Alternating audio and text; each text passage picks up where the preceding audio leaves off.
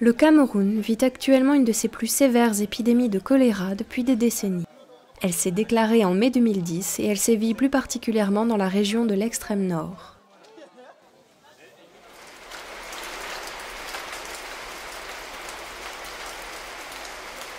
Le choléra est causé par une consommation d'eau et de nourriture contaminée.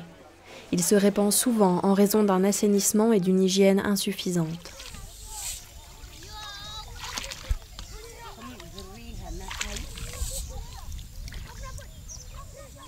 Selon l'UNICEF, seulement 5% des populations de l'extrême nord disposent de latrines et moins d'un tiers accèdent à l'eau potable.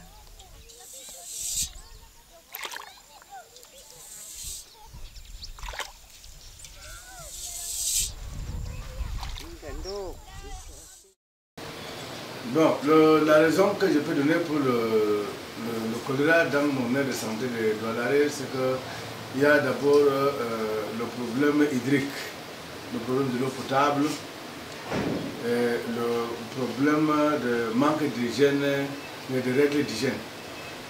Il y a la défécation, n'est-ce pas, au-dessus de la montagne, où l'eau est en train de ruisseler, et sous les montagnes, il y a les puits à ciel ouvert.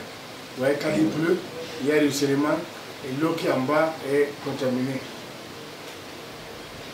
Et la population, c'est aujourd'hui que la population arrive déjà à comprendre que le choléra n'est pas une affaire de l'homme de Douala ni de l'homme camerounais, mais c'est une affaire de tout le monde en entier. Dès le début de l'épidémie, l'UNICEF a collaboré avec d'autres ONG afin de distribuer des médicaments, des comprimés pour la purification de l'eau, des désinfectants ainsi que des kits de stockage d'eau. Le choléra se manifeste comment?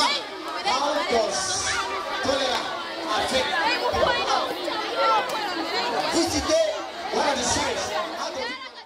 quelque chose est entré dans son organisme. C'est quoi? Qu'est-ce qu'il a attrapé? Le Vibrio cholérique. On applaudit pour elle.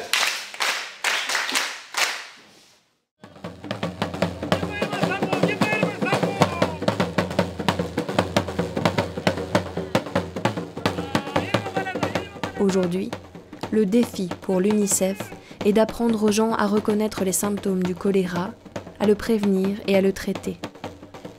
UNICEF accompagne les communautés pour qu'elles traitent l'eau à domicile, construisent et utilisent des latrines et adoptent des pratiques simples mais efficaces pour sauver des vies.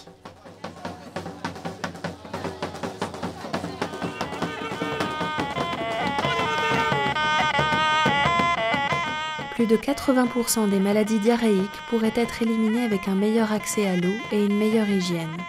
Et la quasi-totalité des cas de choléra peuvent être traités s'ils sont pris en charge à temps.